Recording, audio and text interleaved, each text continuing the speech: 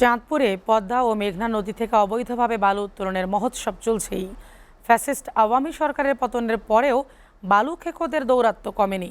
বেশ কয়েকটি সিন্ডিকেটের নেতৃত্বে দিন রাত চলছে বালু উত্তোলন।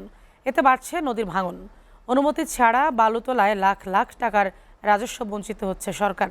চাঁদপুর থেকে সহকর্মী জিএম শাহিনের প্রতিবেদন। চাঁদপুর সদর, মতলব উত্তর ও হাইমচর উপজেলার পদ্মা ও মেঘনা নদীতে দীর্ঘদিন একটি চক্র অবৈধভাবে বালু উত্তোলন করে আসছে। বিগত ফ্যাসিস্ট সরকারের মন্ত্রী এমপিদের মদদে তৎকালীন সময়ে বালু উত্তোলনের মহোৎসব হয়েছিল। সরকার পরিবর্তন হলেও বন্ধ হয়নি অবৈধভাবে বালু উত্তোলন।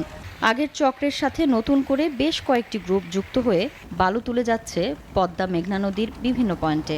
তারা প্রতিহত হচ্ছে না, তারা অহরহ দিনে রাতে প্রকাশ্য দিবালোকে তারা এই বালু কেটে নিয়ে বরিবাদ এবং 7টা মৌজা সেখানে নদীগর্ভে বিলীন হওয়ার উপক্রম হয়েছে। চাঁদপুরে আসলে দীর্ঘদিন ধরে অপরিকল্পিতভাবে এবং অবৈধভাবে বালু উত্তোলন চলছে। এতে করে আসলে কিন্তু ক্ষতির আশঙ্কাটাই বেশি এবং ক্ষতি হচ্ছে। বসত বিটাবাড়ি আমরা সহায় সম্বলহীন হয়ে যাচ্ছি। এই অবৈধ বালু উত্তোলনের দূরত্বে এটা কোনোভাবেই বন্ধ হচ্ছে না। চাই প্রশাসনের দৃষ্টি আকর্ষণ করছি, আপনারা এই বালু উত্তোলন যদি বন্ধ না করেন তাহলে একটা সময় আমাদের এই গ্রাম এবং বেড়িবাঁধ বিলীন হয়ে যাবে।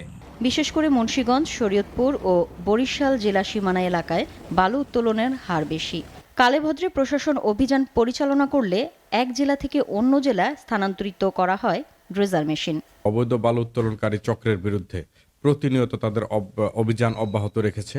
ইতিমধ্যে আমরা অর্ধশতাধিক এই চক্রের সদস্যদেরকে আমরা আটক করতে সক্ষম হয়েছি। 30টি মামলা আমরা গত 2 মাসে তাদের বিরুদ্ধে দায়ের করেছি এবং 30-এর অধিক বালু উত্তোলনের জন্য যে ব্যবহৃত ড্রেজার সেগুলোকে আমরা আটক করেছি। নদী থেকে অবৈধভাবে বালু তোলায় জড়িত শক্তিশালী চক্রের বিরুদ্ধে কার্যকর ব্যবস্থা নেওয়ার কথা জানালেন জেলা প্রশাসক। যারা অবৈধভাবে বালি তুলে তাদের কারণে আমাদের পরিবেশ বিপর্যস্ত অবস্থায় পড়ে এবং নদী ভাঙনের কবলে পড়ে এবং নদীর তীরবর্তী যে মানুষ তাদের বসতভিটাও কিন্তু ক্ষতিগ্রস্ত হয় আর কি।